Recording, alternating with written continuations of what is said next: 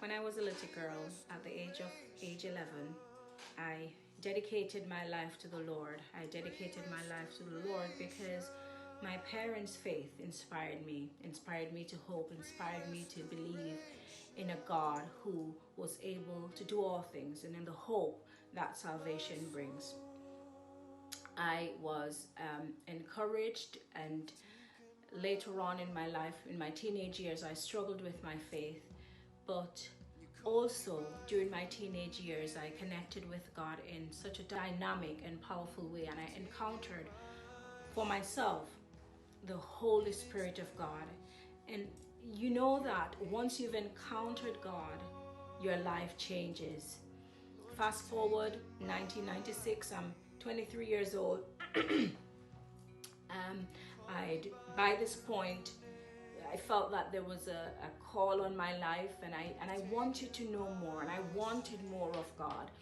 And that led me to Bible school. I completed Bible school and was actively involved in the life of my church family. But then I became pregnant. I became pregnant to a man who did not want me to have his child.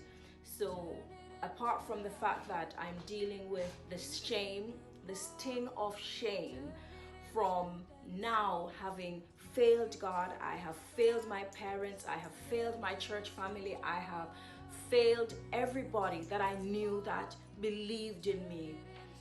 So many hurt, so many disappointments, and yet still the guy I'm pregnant to doesn't want me to have his child. And in fact, so I got pregnant in April, and by July of the same year, the guy I was pregnant to got married to somebody else.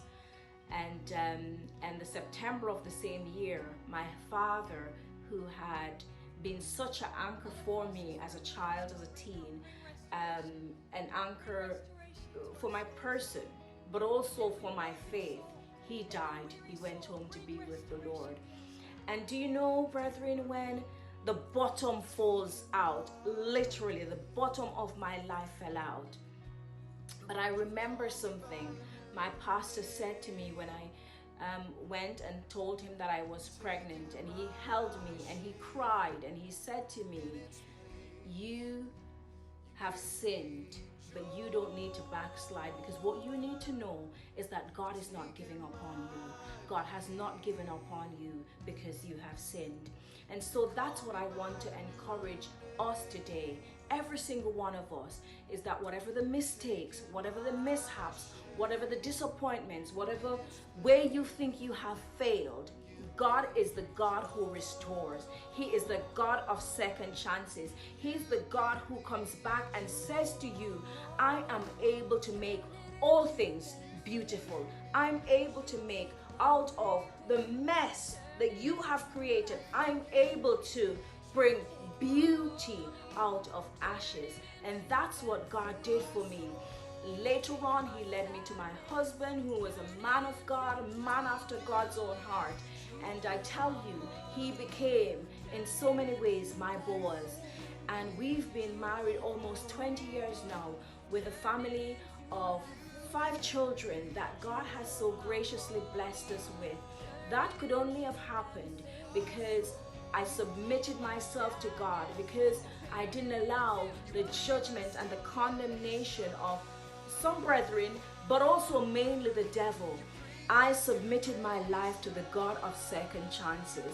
And I want to say to you, regardless of what you're going through, you too can surrender to the God of second chances. He restores your soul.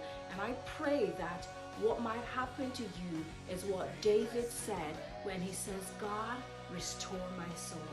May our stores be restored and refreshed today and always. God bless you abundantly.